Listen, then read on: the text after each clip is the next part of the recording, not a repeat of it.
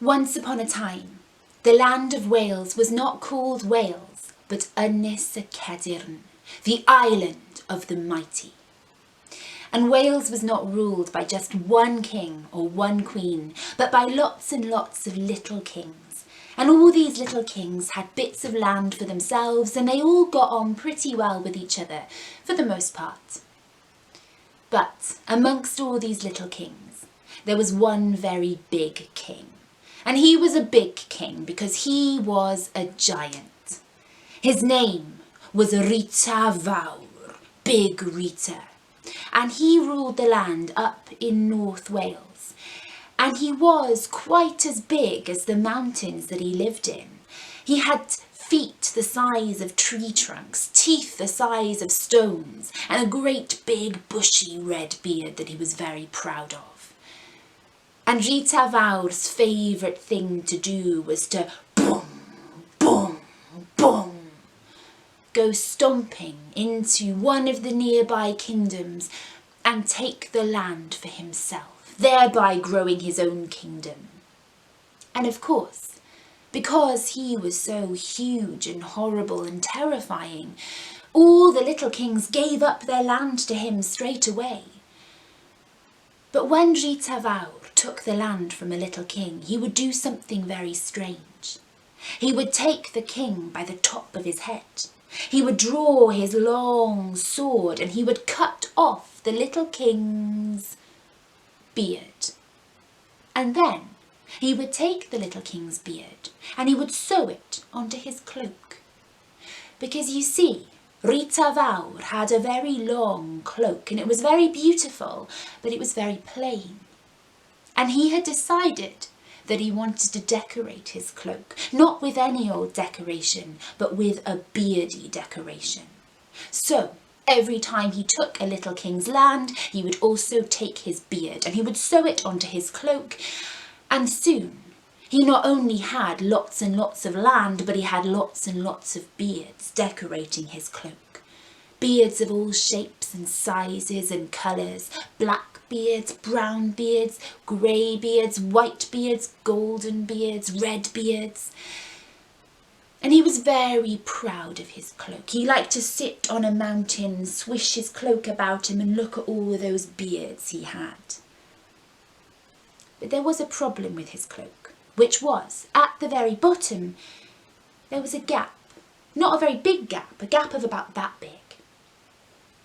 And Rhita Fawr really wanted a beard to fill that gap. But there were no more beards left in the whole of Ynys y Cedyrn, and he had taken all the beards from all the kings, and this made him hopping mad. But one day, Rhita Fawr heard of a new king in Ynys y Cedyrn, a young king, and this king's name, which you might recognise, was King Arthur. And hearing of King Arthur, Rhita Fawr was delighted, because that meant there was a new beard and new land that he could take. So he sent a letter to King Arthur, demanding that King Arthur cut off his beard and post it to him. Now do you think King Arthur, y brenin a fi ac a fiodd, the once and future king, was going to cut off his beard and send it to the giant? Of course he wasn't. But Rhita Fawr got a letter back, and it said, "Dear Rhita Fawr, no, I'm not going to cut off my beard and send it to you. I will bring it to you personally." Oh, the giant was so excited, he could not wait to finish his cloak. He sat in his castle in North Wales, rubbing his hands with glee, waiting for the beard to turn up. And that was when he heard the sound of marching feet, thousands of marching feet getting louder and louder. Rhita Fawr looked out of the window of his castle. He saw surrounding his castle an army, the biggest army the world had ever seen, King Arthur's army. And all Rhita Fawr, the giant, could see was sun bouncing off shields and swords, and he knew he was not going to win a fight against this army. Because Like most bullies, Rhita Fawr was happier when he was facing one person, not thousands of people.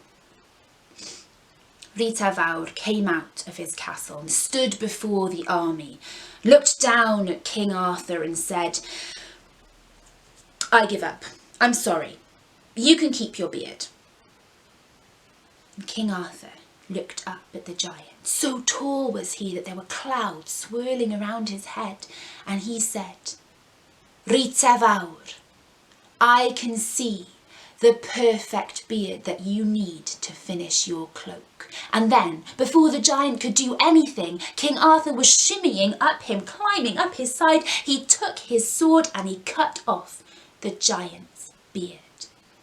Thick, red beard that went turning and swirling down to the ground and landed ploop at Rhita Fawr's feet. Well, this was a terrible insult. Rhita Fawr threw back his head and roared, and then he fell upon Arthur's army and he fought them. And he fought for 3 days and 3 nights, and it was a terrifying battle. But Arthur's army was the greatest army the world had ever seen. And at the end of the battle, there lay Rhita Fawr, dead. And Arthur turned to his army and he said to them, "This giant has fought bravely, so we will honour him by making him a grave. We will make him a gwyddfa, a burial mound."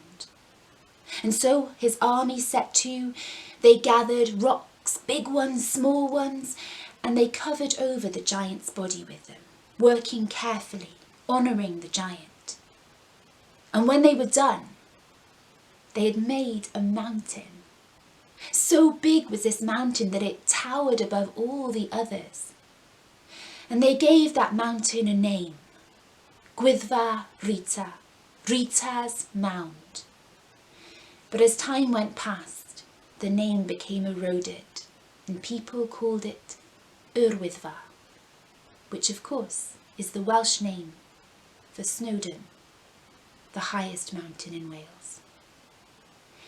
And that is the story of how Snowdon came to be, and the story of the giant that still lies below the biggest mountain in Wales.